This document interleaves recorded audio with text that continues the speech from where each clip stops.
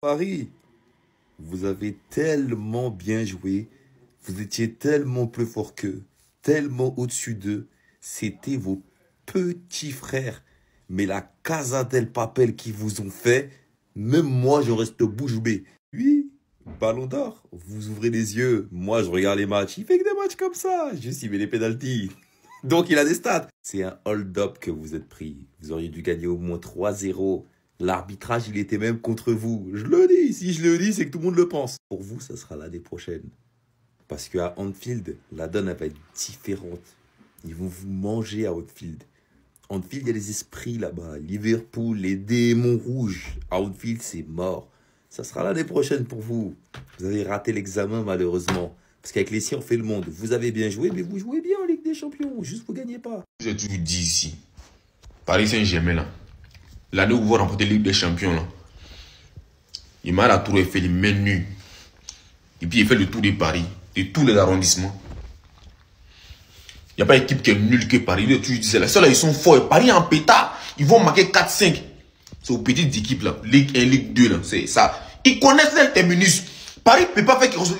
Paris ne vaut rien que toutes les équipes de la Ligue des Champions. Même Paris ne vaut rien que Benfica. Oh, Benfica aussi est là. Hein. Benfica, ça c'est un autre niveau de. C'est un autre niveau de vaurianité. Benfica est derrière Paris. Benfica même est derrière Mali même. Mais Paris aussi ne vaut rien. Première mi-temps, vous avez dominé jusqu'à Paris. Même un petit cadré, non pas. Vous n'avez pas été capable de marquer.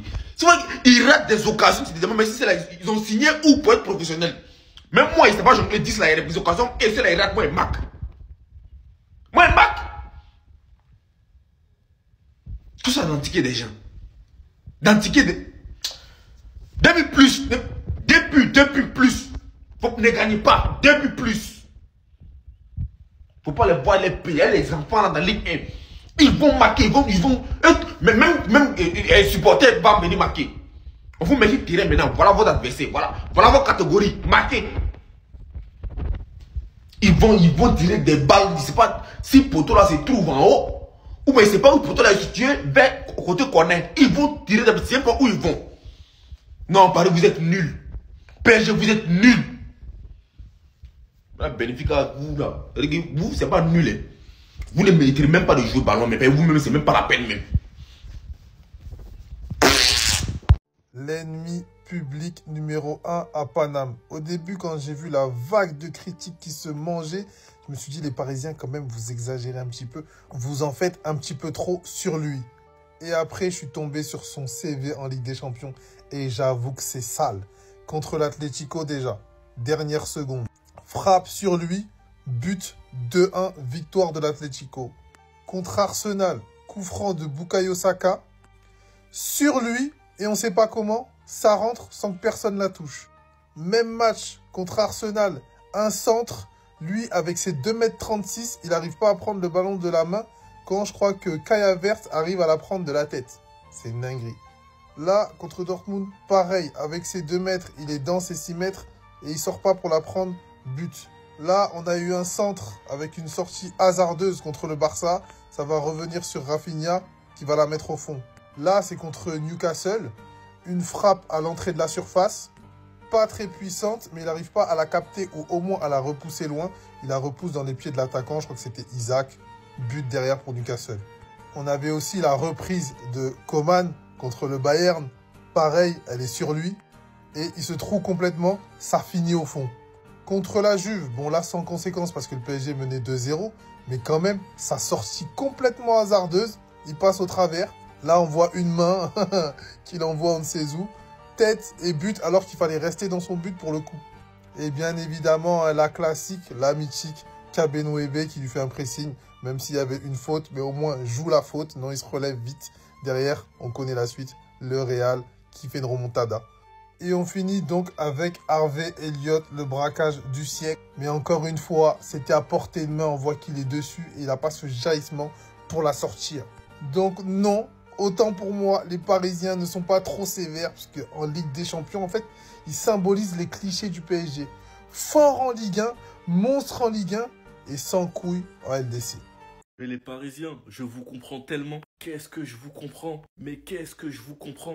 Donnarumma qui n'avait que un tir à arrêter durant ce match. Un tir cadré. Il l'a pas arrêté. Alors que de l'autre côté, Alisson s'est fait fusiller. Il finit même homme du match. Il a sauvé Liverpool. Dans cette même soirée, Chesney qui sort de la retraite te sort un match. Ça faisait très longtemps qu'un gardien du Barça n'avait pas affiché un tel niveau. Il a même dépassé un record 8 arrêts. C'est un record de 2004 si je dis pas de bêtises. Et les gens ont trop banalisé le fait comme quoi un tir doit forcément être un but. Mais les gars, un gardien, ça te fait gagner la Ligue des Champions. Vous regardez pas Madrid jouer? Vous regardez pas Courtois à chaque match? Et certains vont parler du prime de Ter Stegen. Il en a eu un, on le sait tous, je l'accepte. Mais les gars, on est le FC Barcelone. On ne doit pas attendre qu'un gardien soit clutch une saison sur 3. Et c'est ça l'erreur qu'on fait à chaque fois au Barça avec toutes nos légendes. C'est qu'on les défend dans le présent à cause de leur prime du passé. C'est ce qu'on a fait avec Piqué où on a dû attendre son énorme erreur face à l'Inter. Et suite à ça, il a pris sa retraite. C'est ce qu'on a fait avec Busquets, qu'on a fait jouer titulaire beaucoup trop longtemps. Et à cause de ça, il y en a qui le voient en singe alors que c'est le meilleur si ça son prime.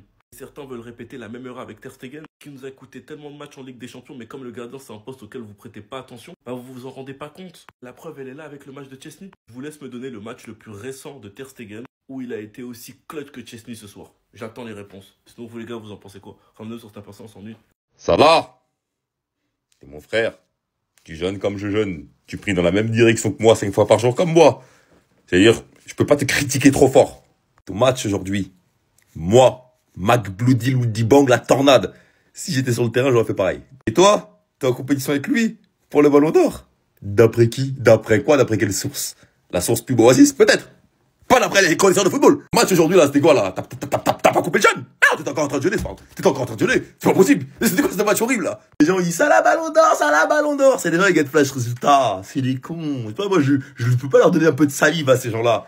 Ouais, t'as là, Ballon d'Or, il met que des penalties, il fait des matchs ridicules et il arrive à s'en sortir.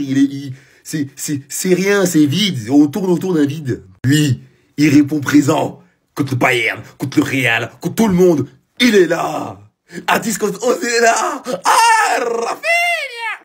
Je n'ai jamais autant serré mon cuit de toute ma vie en tant que supporter de Liverpool.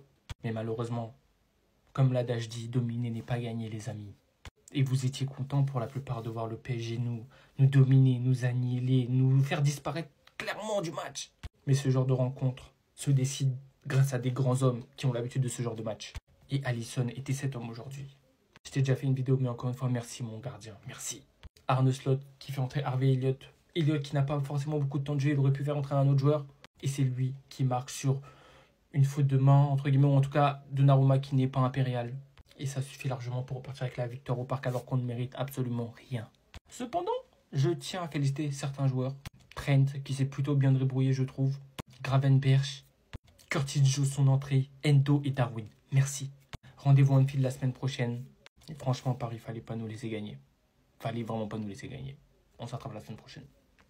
Les gars, sur cette action de Marquinhos, je suis désolé, mais c'est inadmissible. Pour un défenseur central, c'est interdit à ce moment-là. Un défenseur avec autant d'expérience, un défenseur, on a pardonné énormément. Parce que oui, il y a pas mal de gens qu'on n'a pas pardonné au sein du Paris Saint-Germain, ils se sont barrés. Mais Marquinhos, il a eu quand même le bénéfice du doute. Alors certes, il réalise un match tout simplement extraordinaire là aujourd'hui. Mais le poste de défenseur central, il est cruel. Parce que dans ce duel-là, c'est interdit pour un défenseur central d'être assis à ce moment-là, de se faire bouger autant par son attaquant, d'être la victime de son attaquant à ce moment-là. C'est ça la rigueur que Marquinhos il doit avoir. Il manque de rigueur à certains moments.